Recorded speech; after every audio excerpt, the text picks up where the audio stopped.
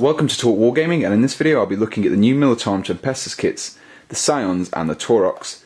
The first kit that we'll be looking at are the Scions, which can also be assembled as a Militarum Tempestus command squad, which we can see on the back here, along with a few pictures of the assembled miniatures.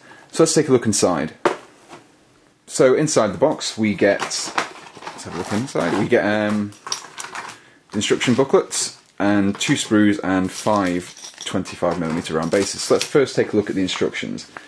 The instructions are pretty straightforward, and after flicking through it does appear that it will be quite easy to magnetise the arms in these, so you can actually make full use of all the weapon options. That's mainly because they have incorporated shoulder pads, so you can just like pop a magnet in there, pop it on the body, and then it'll be okay then. Yeah, it seems pretty straightforward, and we have the stat lines on the back there. I've zoomed in a little so we can get a better look at the sprues themselves. This sprue contains the majority of the heads, and we have 17 heads altogether for this kit, which is quite a lot for a 5-man squad. Up here we have the 9 Berate heads, which are a kind of a throwback to the old 2nd edition Stormtroopers. In this corner we have the 7 helmeted heads, which are a little bit more modern, a little bit closer to the metal Stormtroopers for the Kasrkin. We also get a few options for grenades and equipment, and also these are quite nice. These are stowed hotshot lasguns for the platoon standard, and also obviously we've got the hotshot lasguns there as well. The second sprue contains the special weapons in the command squad parts, and like the first sprue with the heads, you get a good amount of weapon options. These include the chainsword, we've got a power fist, we've got a bolt pistol there, we've got a power sword, plasma pistol, and the hotshot las pistol as well there. We also have some of the special weapons. These include the new hotshot volley gun, melter gun, flamer, grenade launcher down here, and there's a plasma gun somewhere. Can I find it? Yeah, plasma gun's just down here as well.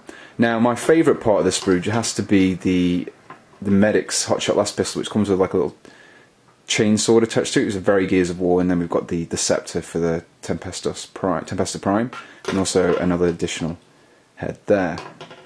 So that was the Scions, and I have to say this has got to be one of my favourite 40k kits. Just the vast number of options you get in here is great. It's especially nice seeing as that you get enough parts to actually equip every weapon option available to them in the rules. The parts are nicely detailed and are styled in a way that makes them unique, but also keeps them within the whole style of the Imperial Guard. So let's move on to the Taurox. So next up we have the Militarum Tempestus Taurox Prime kit, which can also be assembled as the Astra Militarum Taurox, which we can see in the corner. On the rear here we've got some more shots of all the weapon options, the missile launcher there, some of the different turret options, and also a look into the interior compartment for the crew. So let's open it up and take a look inside and see what we've got in here. We've got a Imperial Guard transfer sheet there, the instruction booklet, which we'll look at in a second, and also 2 sprues there.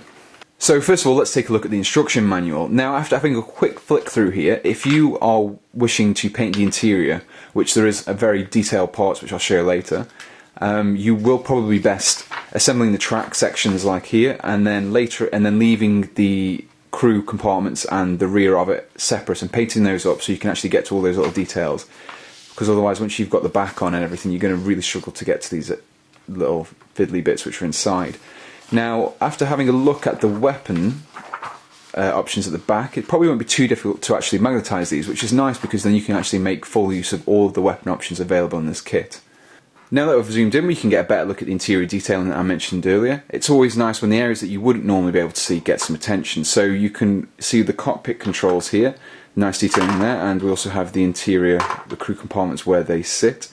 We can also see the raised track sections here, which I actually thought were going to be a lot taller. But if we get a guardsman and compare the size with them, it's actually fine that they're not actually that big at all. I mean, this is the bigger one, so they're the ones at the rear, so they're not actually too big, so not too bad. So here we have the most interesting of the sprues, as this contains all of the weapon options, which there are a lot of.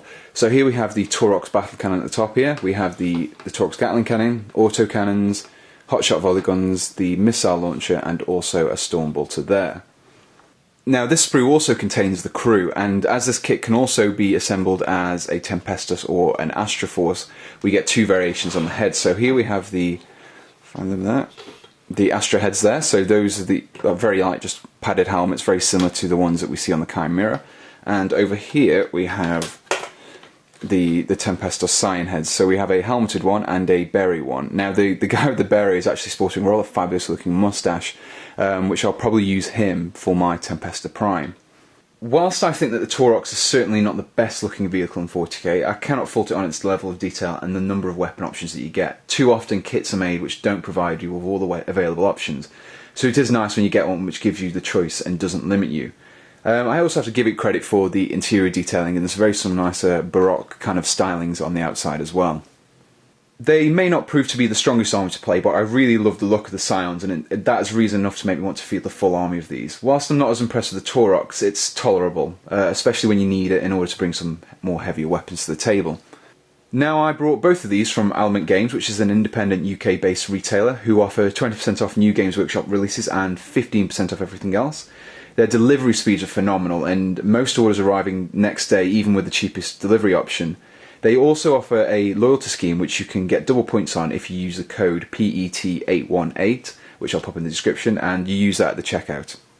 So that was our review of the Militarum Tempestus kits. If you would like to see more reviews, news, tutorials and more, visit our website, talkwargaming.com, which there will be a link to in the description.